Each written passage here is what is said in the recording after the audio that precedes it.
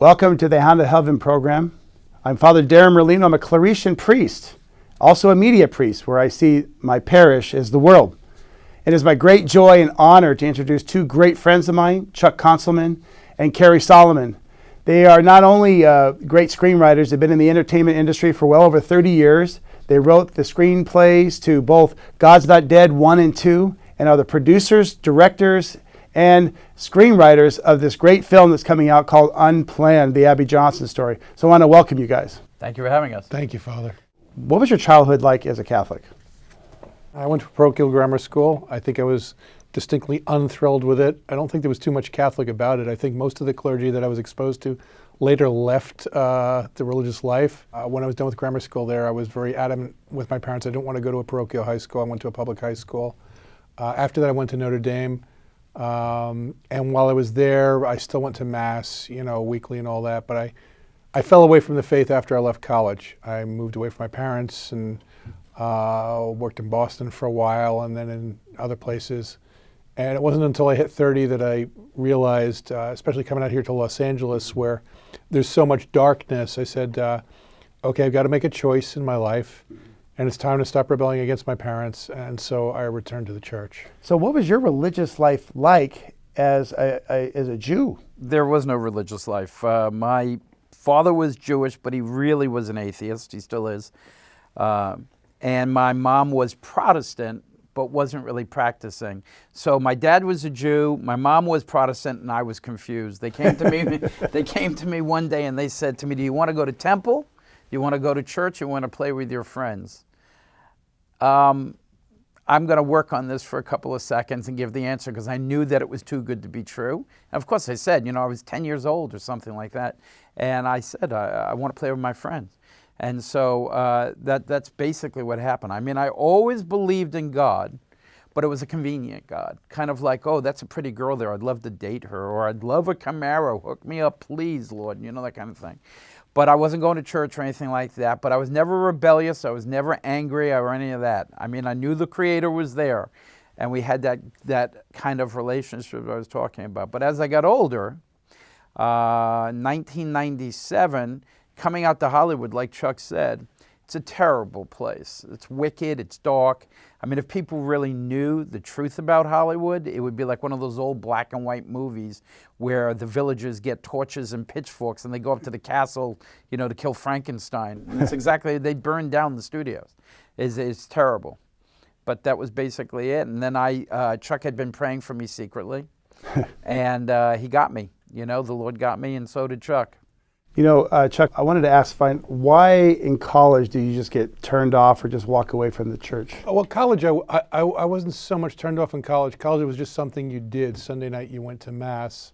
I mean, there was one dorm that was famous for having a Sunday night Mass that, including dispensing the communion to 200 or better guys, was done in less than half an hour. It was a very popular Mass. Oh, I bet. But it was only after school I moved away and I just became a Christmas Catholic for about 10 years. Nothing specifically, just happened. No, I had I hadn't invested in my faith life. There was no emotional connection there. There was a little bit of a sense of obligation, but that's about it. And I put that to sleep and I just stayed away for a while. So for you then, I guess we have to, in a sense, we have to kind of flip the story. It's not, you didn't walk away from the Catholic Church. When do you sense that God is bringing you towards the Catholic faith? I believe the Lord enters most easily through a broken heart. And basically, we had been worn down by the industry after 15, 16, 17 years. But what really did it for me was there was a book that I read. I said to the Lord, if you want me to get closer to you, and I want to be closer to you, I felt like I needed it. But I said, I want to do what's the true faith. I don't want to play around. I don't want to wander through. Let's get to it, right? And then all of a sudden I had miracles start to happen. I'd walk into a bookstore and a book would fall off the shelf. I'd pick it up and say how to become Catholic. And I thought my friends were playing with me because they knew I was on a journey. So I'd look to see behind the bookshelf, but it was a solid wall. And so I'm kind of like, well, this is kind of... But the thing that got me was there was a book called An Investigation into Existence of Guardian Angels. And it was literally before it kind of sparked the journey, because in this book, the author, who is a liberal journalist, just very, very atheist, was writing about afterlife experiences. And near-death experiences. But he got to a part of the book where he said, look, I don't buy that all these people are having the same experience, because we have seen it so often that it could be in our brain. We talk about afterlife, after-death experiences, right? He said, but what did get him and what got me was, he said, I interviewed thousands and thousands of children that had died and then saw. Wow. And he says, and all those children had the same basic story. White light, Jesus, their puppy that they loved, or all their parents, and it was just this massive thing. And so I was totally compelled by that, because it's a great point. He pointed out, he said, 3, 4, and 5-year-olds don't do stuff just to be in communion with each other. They just say what they say, and it was amazing. But I got to the end of the book, and all of a sudden there's this picture of this person laying there like this in the ground, and they had dug her up. And I'm reading. I think it was Bernard Subaru. It was one of the great saints. And now I got to remember, there's nothing in me that's Catholic at this point. And I'm reading, born in 1200 AD or whatever. And I'm like, whoa. How could she be born in 1200 and look like that in 1993 or whatever it's when they dug her up? Yeah. And I said to him, I looked at him and I said, come on, you're joking, right? I mean, and he's like, no, that's real. And I said, I don't believe it. So I turned the page, and they had another one, and they had a heart of one of the saints that burst into flames. I said, this is a heart that, but we got to go see this. So I was immediately fascinated, because we can't preserve a human body today. No way. For more than a year and a half, and that's the high end. And that's at 33 degrees, right? They can't do it at the LA County morgue. And these people are laying in the ground? No. And then I started to read about the miracles. So I got my eyes open to this and to the saints. And that's basically what opened the door, because I started to interact with the saints, and I started to have all these miracles. I want to go back to you, Chuck. You said when you left college and you started going, and then you're gone away. When do you feel like, I use the image of the Hound of Heaven, where God is the hound, he pursues us. When did he take a bite at you and say, look, I want you back? Out here, because what was that event? In Los Angeles? Well, it was a series of events. It's just that there was a lot of culture shock coming to LA, and some of the stuff has been kind of gone wider societally than it was, pushing 30 years ago. But I came out here, and there were people with pentagram tattoos and, license plates and stuff that were clearly satanic, and bumper stickers and stuff. And I'm just, my soul found it offensive. And I just realized I'm surrounded by a lot of evil. And if I'm not careful, this is just going to seep into me. And I felt like I probably could have lived somewhere else without necessarily making a strong decision either way. But right. I think if you live in LA, you're almost forced into making a strong decision either way. It's almost like living in Utah. Well, a lot of my Catholic friends who lived in Utah feel that way, because they're dealing with the Mormons and stuff. So was it like, okay, today was it during the Lent that you decided I'm going to go to confession and kind of? No, I started just drifting back to church. I was in a relationship there that I gradually realized wasn't headed for the altar. Eventually I had to break that off because of what was there. Eventually on a Good Friday, at a different church, a couple of years later, I finally went back to confession. There was a priest who actually is Jim Caviezel's spiritual advisor, was just the regular parish priest there. And after a Good Friday service, a Traore service, he just decided to start hearing confessions. It wasn't scheduled or anything. I'm like, you know what? I really need to go in there. And so it was the, bless me, Father, for I have sinned. It's been over 20 years since my last confession. My favorite words, I love to hear those ones. Yeah, the big fish, right? So you go in and got a big one. And I think I got 3 Our Fathers, 3 Hail Marys, and 3 Glory Bees as my penance. He said, look, the first thing I'm going to tell you is whatever you do, don't try to make up for the last 20 years in the next 6 months. It won't work. You just got to come back, and you just got to They obviously didn't know you very well. Yeah, really well.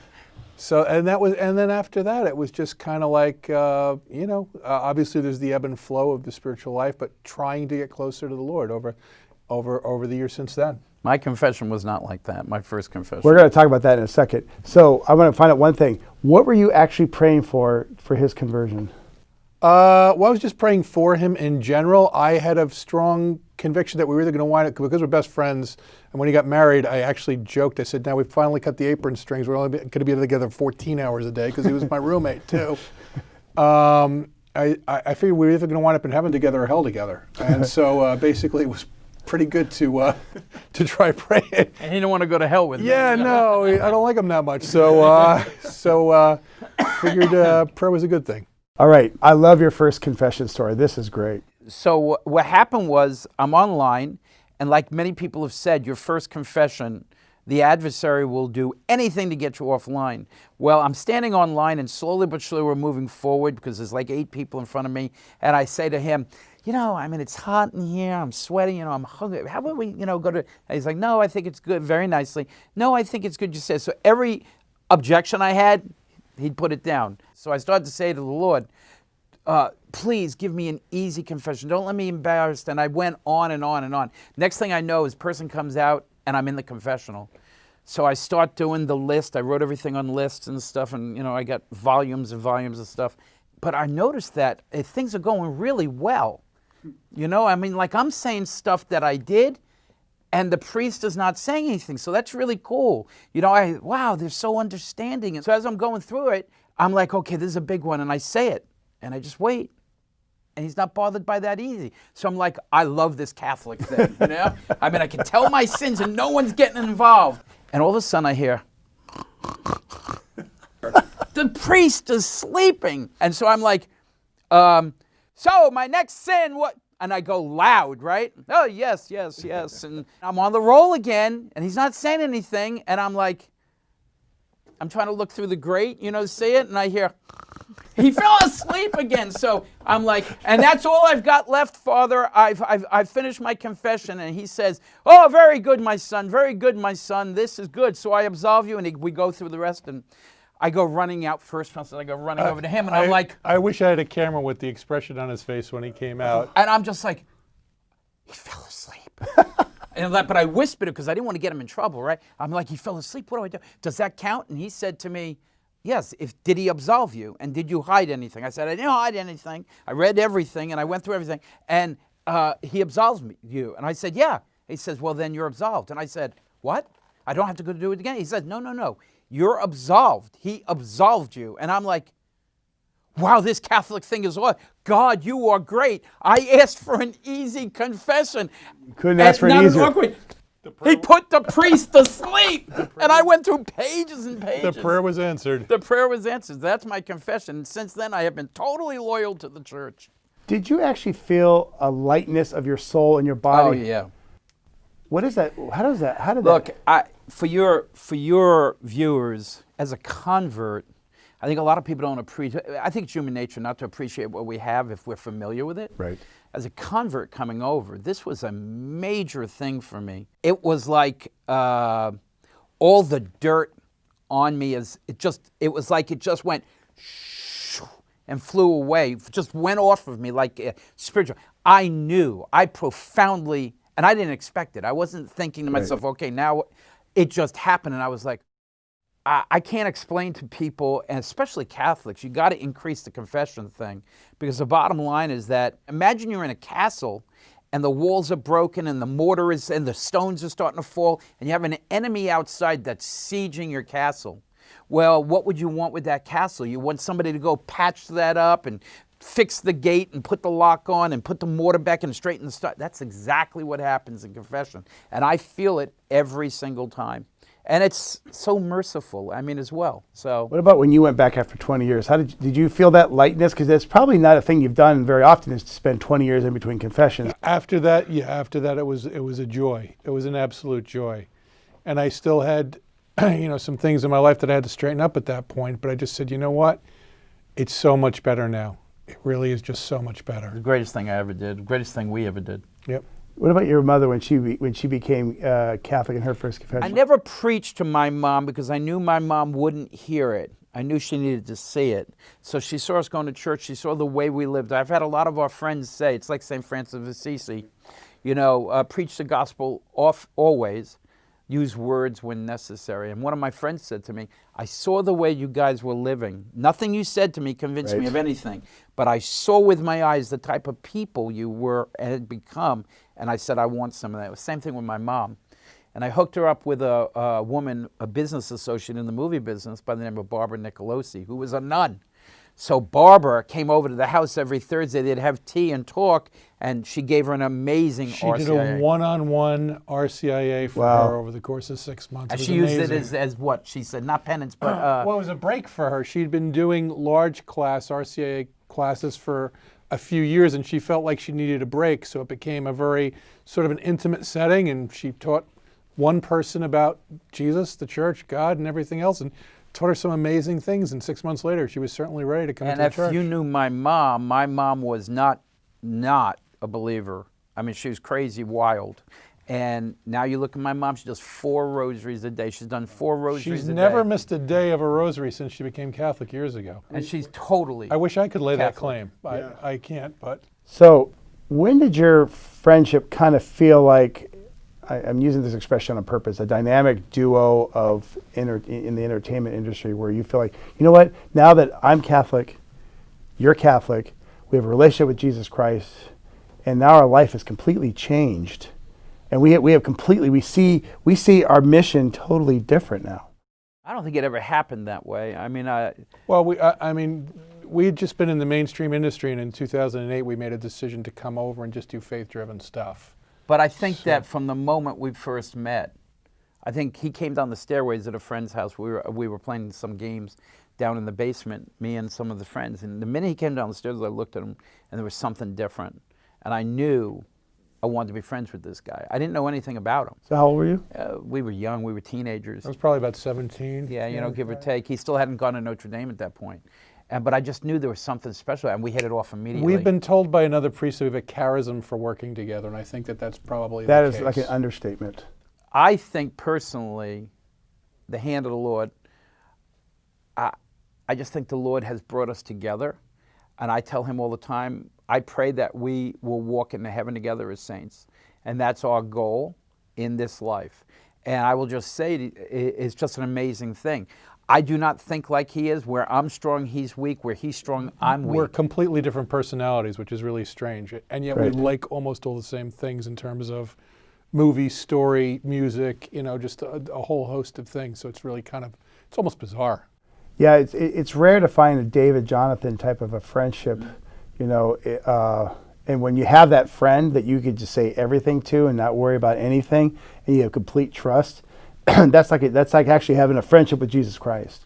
Not only has he brought me to Christ, Chuck, godfather to my son, best man at my wedding, best friend for over 40 years, gone into every business, every dollar we've made. We share everything. I mean, and we don't need to talk to each other. In other words, sometimes we just don't talk. We'll be driving in a car for 2 hours. We won't say anything because we're comfortable there. But the other thing is that if I was to die, I've already told my wife, I want Chuck to be my son's father. And my son is my treasure. There was no one else. And so I know this is a divine thing. This is one of those special things. And I know now because I see the fruits of our labor, good fruit, good tree, good fruit, right? The fruits of our labor, I couldn't do this on my own. I don't know if he feels I think the we were same. both deliberately designed that way.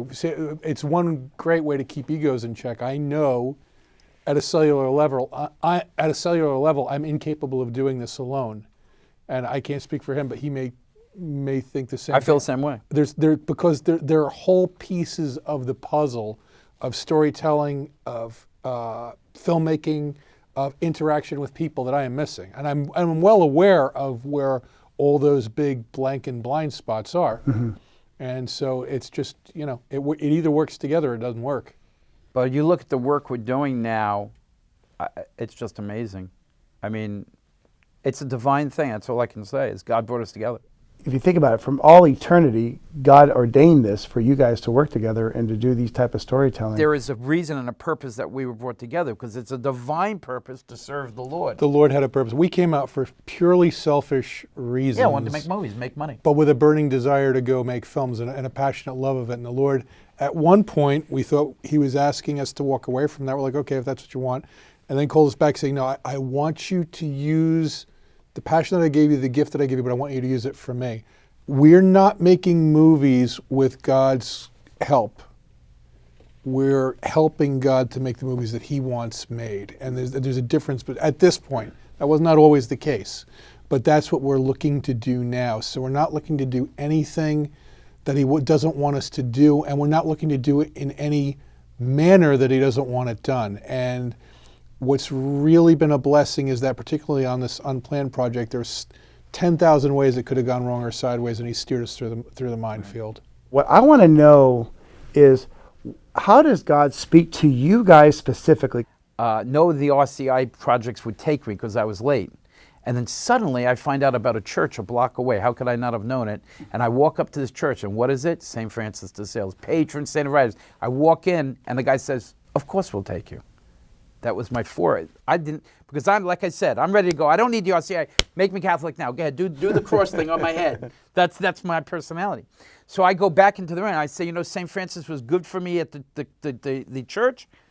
I'm going to ask a favor. So I said, St. Francis, we need a job. We need to get a thing, some money and to get rolling. And I'm praying, legitimately praying. And all of a sudden, there's a vibration like an earthquake in the windows of my office, but even though the shades are down. And I don't know how to explain it, but I know that a beam of light is hitting me on the top of my head. Even though I know that beams have no weight, I'm afraid to open my eyes because it's totally white under my eyes. Now, I'm in a dark room, right? And I'm like, oh. And then I went, I know what this is. I left the computer on. It's the lights from the computer, right? So what an idiot I am. And I opened my eyes, and I had shut the computers off. And I'm in total dark. 3 days later, we got a job. And I was like, a couple months later, I had a gallbladder problem. I had to have an operation. And my wife, who's Catholic, said, you need to go meet Ingrid. She's always at church, and she's in the Blessed Sacrament. And I walk into this little old lady. I don't know what it is with Catholic women that pray a lot. They shrink. They're all under 5 feet. They're all under 5 All the feet. great saints are All the short. great ones. There's no It's hope for me or Chuck. unbelievable, right? But she's so nice. She says, I only pray in front of the Blessed Sacrament. I'm saying to myself, well, that's a good thing. And she starts praying over me. And she does she's like 90. She says, oh, isn't it wonderful? Jesus has just healed your back and your gallbladder. Totally healed. Wow. I know that there's a God.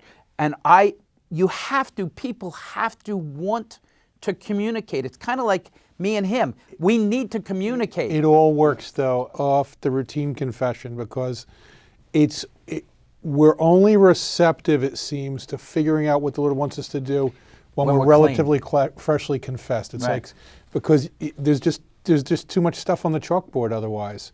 So, if we're freshly confessed, he's always heard things. He's always heard things that there's no even before he got close to the Lord. He never knew where it came from, but it was the Spirit interacting with him. He knew things that were unknowable. I'll give you just a crazy example. Give me a couple examples. So we're in Pasadena 20 years ago. And we're with a mutual friend, and we go into a store, and because we're geeks, knights in shining armor statues, little miniatures and stuff, and they're all over. And on the way out of the store, he comments regarding the guy who was behind the cash register who owned the store. He says, I think he'd make a good director of photography. Just kind of, it's just that thought has struck him in a very real way. And our mutual friend is like, get out of here. I've known him he's like, okay, all I know, I think he'd make a good DP.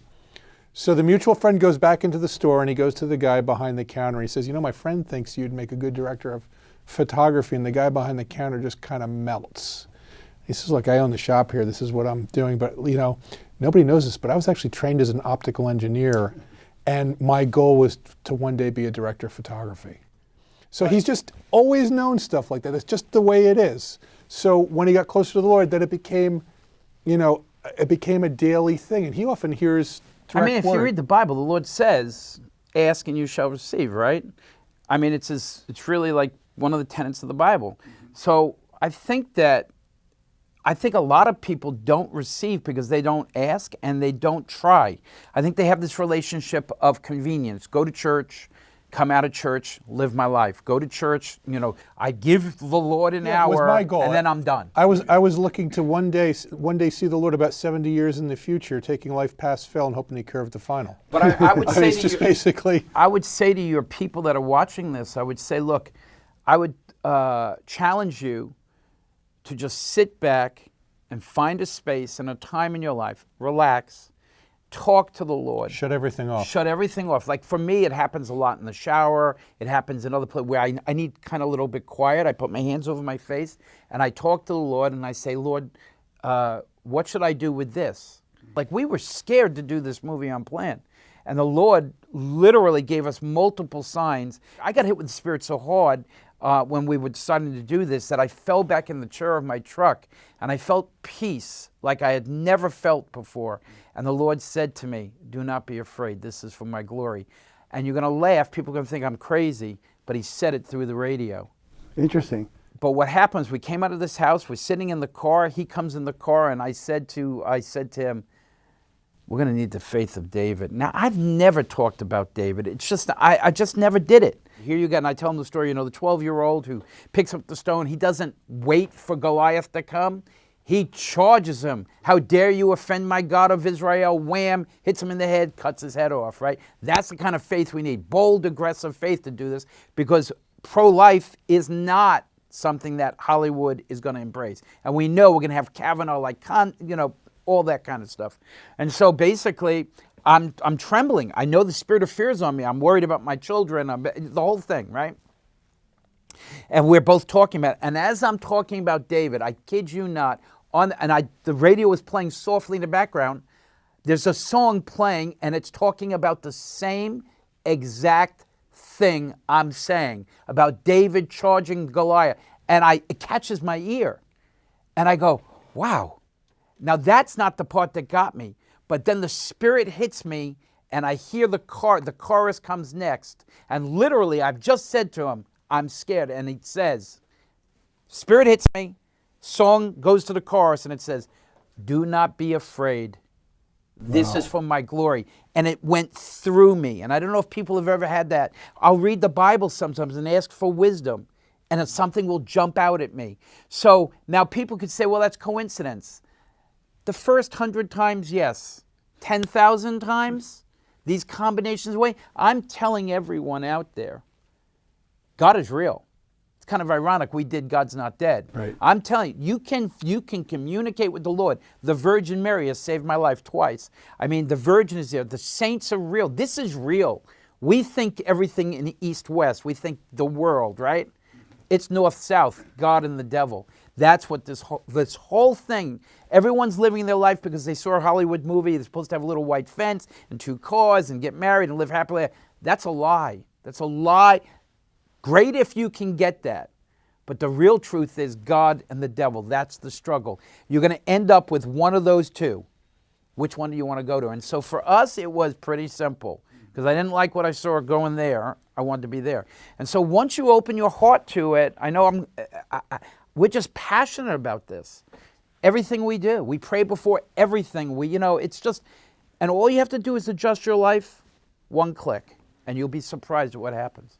Do you find yourself, Chuck, just relying on how that's a charism that it's divinely given? There's just nothing you can't. It's just a gift. Do you rely on a lot of times on what the Lord is telling, or do you have like this in a sense a kind of a cahoots where you know what? He's saying this, and all of a sudden your soul says, you know what, that feels right. The Lord works with me differently. Usually what I get is I get feelings. I get feelings to go do something or not do something.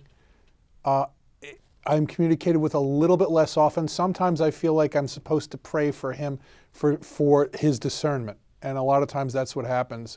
Other times he'll get a word a lot of times. And this is kind of unique. It's the way the Lord works with both of us. He'll get a word or an instruction and won't necessarily know how to interpret it. Yeah. And sometimes the interpretation of what we're supposed to do with it will fall on me. I'll say, it seems to me like this, and then he'll know intuitively, yes, that's what it is. I'll hear something and I don't know the meaning of it. And since he's smarter than me, he went to college, I never did. Okay, I grew up in the streets of Brooklyn, right?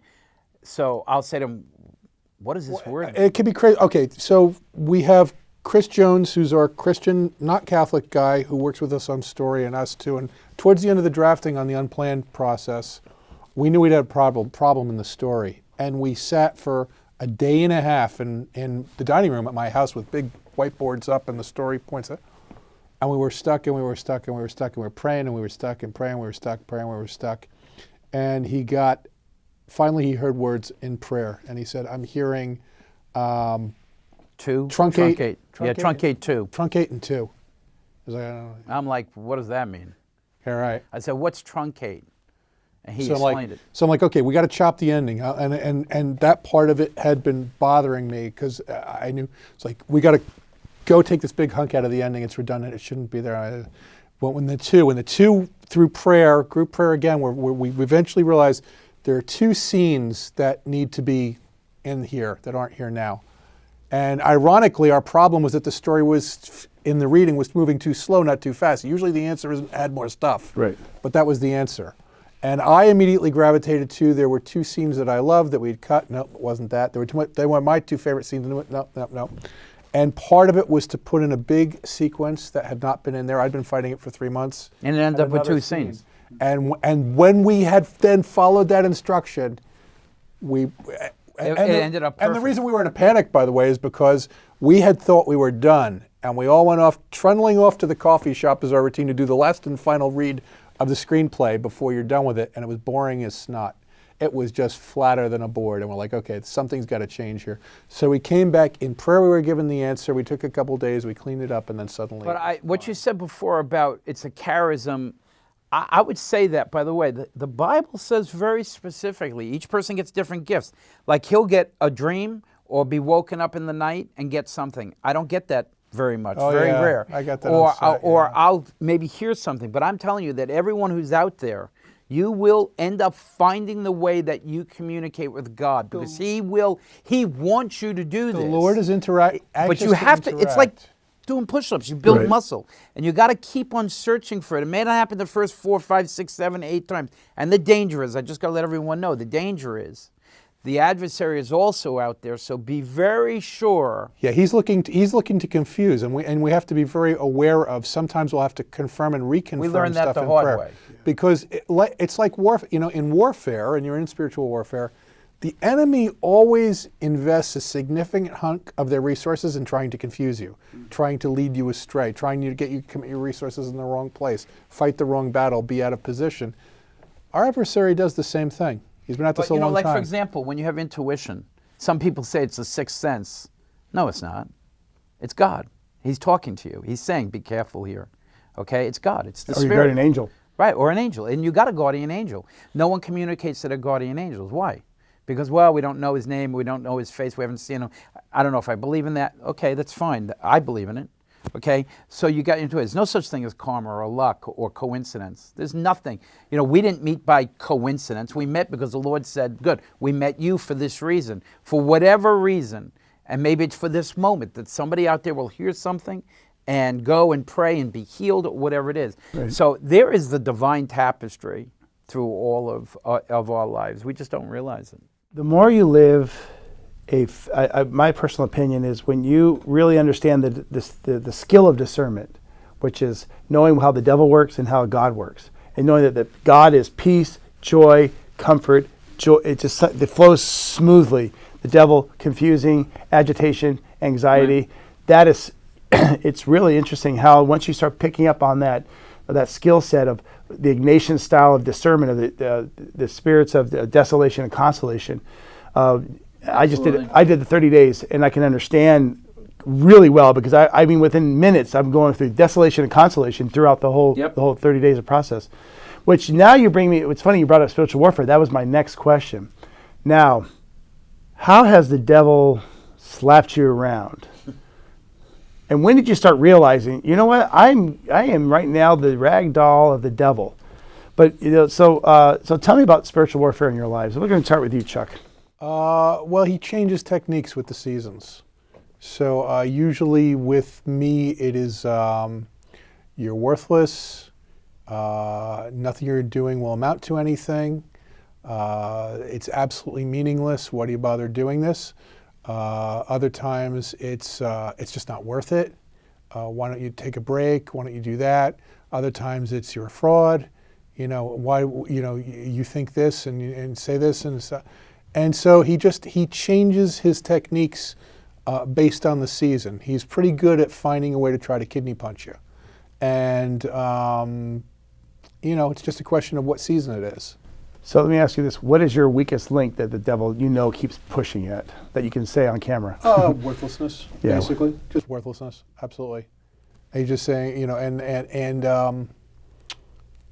I had always hoped to have, wife, family, and all the rest of it. I don't have that. And he accuses the Lord before me a lot. In other words, like, you don't even get what you want.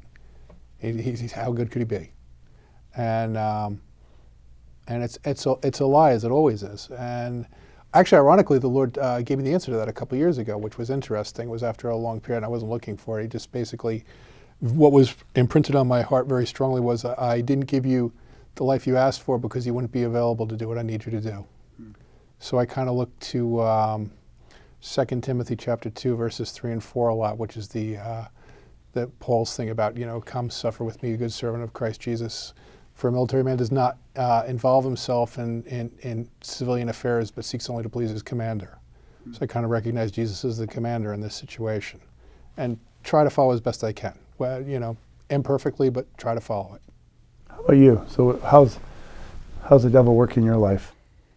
He tells me I'm fat and to go get a Twinkie. And I do it. Pretty much the same way. I mean, we have different burdens that we carry. We have sufferings of in personal life, and we have sufferings of things that we wanted that we don't get. And then we have sufferings of, we went through the desert for a long time, probably 30 years, more than that. Just struggled the whole way. What we are both aware of is, again, going back to what we said before, is that we were brought together to make one person, to make a whole, a team to go do the Lord's work. And like an apostle, I look at Peter, for example. He had a fishing fleet, and he'd bring fish, and he probably had a wife and children, I'm most sure. And he left all of that. All the apostles left everything. And you look at that for a second, you say, well, that's not nice. I mean, Jesus is not being nice to them. Why is he making them leave their loved ones? Exactly. Because it's not about that. It's about Jesus. And I know it seems odd to people, but when you see so few people wanting to serve the Lord, so he reaches out to those he knows will do it. And he says, will you come serve me? And everyone's like, yeah, sure, not a problem. But they don't think about it before they say it. But we thought about it, and we just came up with this thing that if I'm going to look in my life, what am I going to do? I mean, if you truly believe in God, and God spoke to you, I mean, honestly believe, not just say, oh yeah, no, I'm a believer. I'm not talking about going to church on Sunday for an hour. I'm talking about you truly, thoroughly have confidence. You believe in God. And he spoke to you and said to you, come follow me. Do I have any other choice?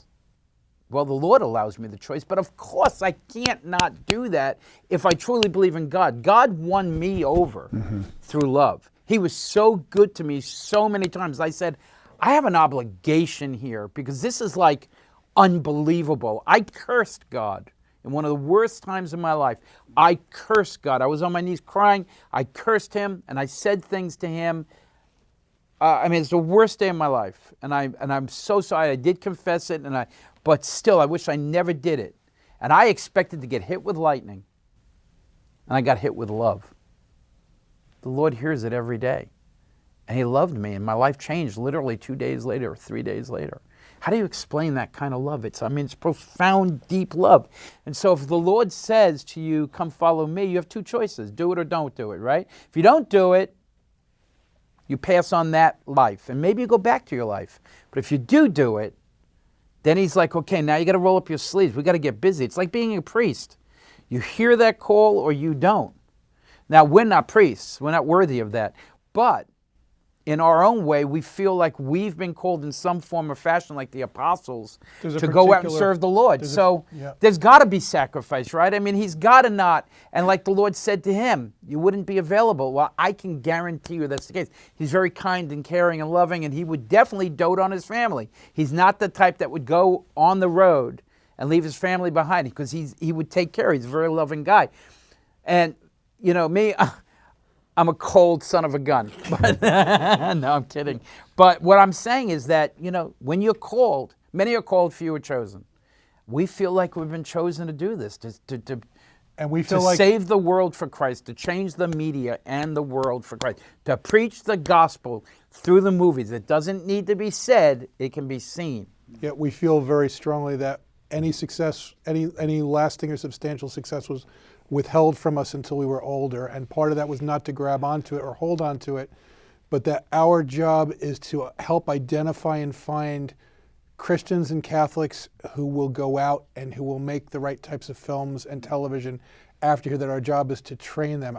It's kind of like our job is to get the first 100 acres of France. Their job is to go on to Berlin if this was World War II. Yeah. We're not supposed to go to Berlin. That's a job for another generation. He also came to us late because I don't think we could have survived in Hollywood. It's very tempting. Right. You know, it wasn't that we weren't attracted to women, or that we, you know, when we were single or whatever, or that we didn't like money. All those things.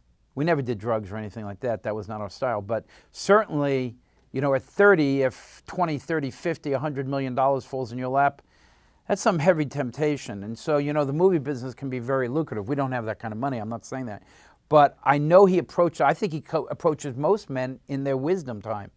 If you really, Moses, he went to when he was 80, right? If I was Moses, I'd say, really? I can't even walk, right? I can't even get out of bed. And what would the Lord say? I got this. You're out of bed. Oh, wow, that's unbelievable. So, you know, I think that there's a reason for that, because the 30-year-old in us, that viral, that buck. Yeah. We want those things, force right? Of will. At that point, so force of will. We're fighting with him. But at 60 or 55 or whatever it is, 60 or whatever it is, I'm not in that place anymore. To me, I want one thing. I want to go to heaven. I want to see my boy there. I want to see my wife there. I want to see my friends there. I want to see all my relatives there. And I want to live forever. He will wipe away the tears from their eyes. That's what I want. No more pain, no more suffering, no more worry, no more deceit, no more despair. A world where people are not at each other's throats. Just think of the divine reality of what we're talking about. We work now. And so what do I got? 10, 15, 20. I could have 15 minutes. So we've dedicated our lives to saving and opening the hearts of other people for Christ. And it's just what we do. We're the workers who showed up in the vineyard at the 3 o'clock hour. And you know what? Not the 5 o'clock hour. We got there a little earlier than that. And I'm okay with him paying us. And I'm okay with equal wages with the guys who started laboring at 8 a.m. Yep. So what I want to do now is, you talked about the film industry, so I really want to talk about Unplanned. And I want to find out, I want everyone to hear the story of how Unplanned came to you. We were sitting in a coffee shop talking about the next project we were going to do. And we believed that was going to be a Western. And the woman we know by the name of Megan Harrington, a good Catholic girl, comes over to us and says, here's this book. You should make this a movie. And we look at it. It says Unplanned by, you know, the story of Abby Johnson. I kind of look at him. He looks at me. We were very nice because she's a friend of ours. And we have coffee with her, and she leaves. And I'm like, you got to be kidding. This is a chick flick. We're not going there. It's abortion, human reproduction rights. We don't know anything about that. Yeah, then we probably had a good laugh. And then, you know, we laughed about it because we were going to go do a Western. But we made the mistake of praying on it, because we went home and we said, you know, okay, Lord, there's reason for everything, so we'll just pray now. And so we're praying deeply, and we're saying, Lord, we're making the Western, right? You know, I kind of set the question up because I wanted a certain answer. And I kind of felt in my spirit. I don't think we heard anything that time, I don't remember. But I felt in my spirit, we both felt in our spirit, the equivalent of, you can do as you will, but what I really want is for you to do this movie. And I'm like, oh man, you know, handguns and horses, and you know, that would have been awesome. Angry men powerful handguns who want to kill each other. That's why we're comfortable. Reminds me of the seminary, but keep going. There you go. There you go. And so what happened was we prayed on it again. I don't know if anyone else out there does this, but I find repetitive prayer, asking the same question with the Lord to try and get him to change his mind, does not work, even though we keep trying that. So after 10 times praying, we just knew this is what he wanted. Read the book, 10 pages in we knew. I said, this has got to be done. These babies are getting murdered. And this, I understand now, this is the delight of the Lord to put an end to this. And at the very outset, when we had decided that we would do it, that we wanted to do it. When was that? What year? Well, when we first went after That's it, 6 would have years been ago, about right? 2014 or whatever, when we were first going at it. There were a couple of stops along the way, and they were Lord-inspired stops. But when we decided we wanted to do it, we wanted to commit to doing this for a while. I mean, maybe, like a week or a couple of weeks, whatever it was. I felt like the Lord allowed me to feel a portion of his delight that someone was going to do. It was a wonderful feeling. I wish it would have lasted forever. It was a nice consolation. It was a nice consolation. It was a tremendous, and I'm like, wow, this feels amazing, and I'm pretty sure I know what this is. And I think he is really deeply pleased at some level. And then the time for that was over, and then it was time to go back to work. But it was wonderful for a little while. Tell us about what's happened. How did this film actually influence this Georgia bill? Tell us more about that Georgia bill. Sure. The Georgia legislature knew that they were going to be considering a fetal heartbeat bill. So abortion would be, they knew this was in the air, and we were asked by one of the, and I don't even know the name of the person, or I would offer it up. One of the legislators or more of the legislators said, we know this film is coming out. Is there any way we can screen it for the legislature? So we dispatched some folks with the film about a week before the Senate was to vote there on it. We know we changed some votes in the Senate in favor. And so they voted in favor of it. Hollywood, through Alyssa Milano, started threatening Georgia, if you do this, we're going to try to punish you and pull all production away. Our lead actress, Ashley Bratcher, wrote a response to that challenge, which she said, in Georgia we value human life more than we value your production dollars, so we're not going to go that way. Last Friday, we were down at the NRB, the National Religious Broadcasters Convention in Anaheim, and we listened live as the Georgia House voted on that. They voted 92 to 78 in favor, which sounds like a pretty resounding victory, but in Georgia you need 91 votes to prevail, which is, I believe, one more than the total House membership. So it won by one vote in the House. So, and we know the movie shifted those people to vote that way. Yeah, so it would not have come in. We don't believe it would have passed. Now Alabama is asking us to come. Alaska is asking us to come. Foreign countries are asking us to come for this. So the movie has a profound effect. It's anointed. Yeah. This is the hand of the Lord on this movie. To borrow from Bill Johnson, I believe we've brushed up against the desire in the heart of God with this movie. He wants to put an end to it. He wants abortion ended, and he's hoping that we will end it. Do you feel like we can use this opportunity, that even the film itself, to hopefully overturn abortion in a very profound way in this country? Yeah, I'll offer up two things along those lines. Associate Justice of the Supreme Court, Antonin Scalia, the famous conservative, a couple of years before he died, said to one of the people on our marketing team, he actually said in private, things get decided in Hollywood. They only come to us for ratification. And I thought that was really profound, because for the first time in this struggle, we have the story on our side. It's not the if these walls could talk, it's the pro-life side. And then the other thing is that, and I won't mention his name only because I don't have permission to quote him, a nationally famous attorney who heads up a legal defense organization. He watched a version of the film that wasn't quite complete in Washington. He said, this is the cultural event we've been waiting for to overturn Roe. And I thought that was really profound, because our deepest desire would be that this is the Uncle Tom's Cabin for our issue. The cultural work that comes out, it presents the evil, the wickedness in the form in which it currently exists, and that we can change society's views. We can't change the laws until we change the views of society. This is designed to change the views of society. But I will tell you, and for your viewers, from day one, it was God. we prayed on it. He said, this is what I want you to do. So we knew that he was there, and we've asked over and over. And I will tell you that this movie is anointed. We've had miraculous healings on set. We've had money fall out of the sky. I needed $1 million. I had 20 minutes left. And the Lord just said, I'm God. I will bring you the money. And sure enough, he gave us $1 million from a guy in a jet airplane flying over set. Okay? I mean, come on. Okay, you don't believe in God? Crazy stuff. $1 million. Wow. Tunk. Literally from the sky, it came down. From the sky. I'm not kidding. We're in our office, and people are freaking out because we're talking $13 million is going to be lost. The whole set's going to be crushed. We had a 4,000 square foot set. You visited it. Yep. We had 200 people waiting to go, and we needed $1 million.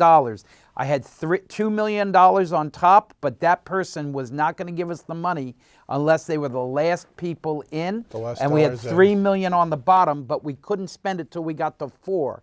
So I was like an Oreo cookie. I had the wafer on top and bottom, but I didn't have the cream.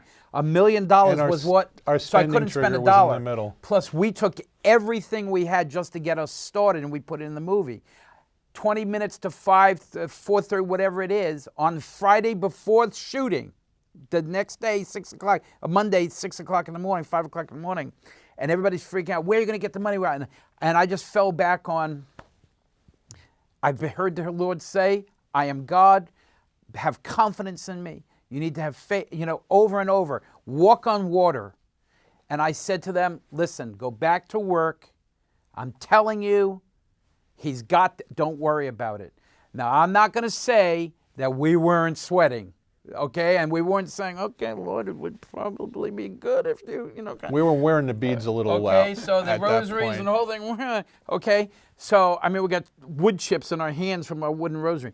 Phone rings, I'm not even paying attention, and I hear on the other end, Kendra and I are in my jet, and we're flying over there somewhere, and we've been praying to Jesus. And he told me, send you $1 million. And I'm like, hey, but I just want to let you know, we don't have a contract. We don't, don't worry about it. We'll do it next week, and I'll figure out which one of my foundation, whatever. Don't worry. Just go. You got to make this movie. It's good for the Lord wants it made. So I'm like, okay. So I looking at my bank account online, $13.71. Blink. $1,013.71. Amazing. And that was Mike Lindell, the pillow man off of TV. And I have one of his pillows from the premiere. So there you go. I have a lot of his pillows. There you go. We're winding down our hour, which went by faster than I can believe. Okay, so this is your last pitch effort to talk to our viewer about why it's important and how they can get a personal relationship with Jesus Christ. And if about becoming Catholic, what would you suggest? So we'll start with you, Chuck. Probably pick up a Bible and start reading some scripture. If you're Catholic, get to confession, get to Mass and confession. For me, I started with Mass and receiving the Eucharist before I'd gone back to make a confession, which I know is not the preferred method. But at that point, I was in a relationship that had actually drifted into living together. And I had to figure out pretty quick, okay, is this something I have to leave behind, or is this something that's going to become permanent? And I apologized to the Lord. I said, look, I need you right now. I need the Eucharist. I cannot exist without your body and blood. I can't get through this. So afterwards, I confessed the fact that I'd been doing that, but I absolutely needed that. That was my path back, and I think it was an absolutely necessary part of my path back. I think the path will vary depending on the individual. You just got to ask really hard, and then the Lord is going to help you figure out what you've got to do. But be consistent. He will probably require a long obedience in the same direction. It's not something you throw, you go out on a Friday night, you have a couple drinks, you come back like, gee, I should get close to God and fall asleep and sleep late on Saturday and never think about it again. He might honor that request. It might be enough, but he might not. He might want you to express a real desire to get closer, but he will answer it because he desires it far more deeply than you do. I just would say to anyone, I'm not as ordered as Chuck. Like I said, I'm not as smart as he is. He has an order of things that he went through. To me, I make a mess, but make a mess with God. Talk to him, scream at him, tell him you're angry, Talk to the Virgin. Ask her to intercede for you. Read your Bible. Yeah, you got to do all of that stuff. But you need to do this. And you need to just point it up to God. You need to open your heart. I want to thank you guys for this, not only this great opportunity, but I think that your story was not only is amazing, but I think it's going to change the lives of many viewers. So I want to thank you for coming on the Hound of Heaven show. I'm Father Darren here on the Hound of Heaven show. We want to thank you for listening. We ask you to spread the word. Go on Facebook, Instagram, and Twitter to spread this interview throughout the world, that you too can be an instrument of God's mercy with our family and friends who desperately need Jesus Christ. Thank you and God bless.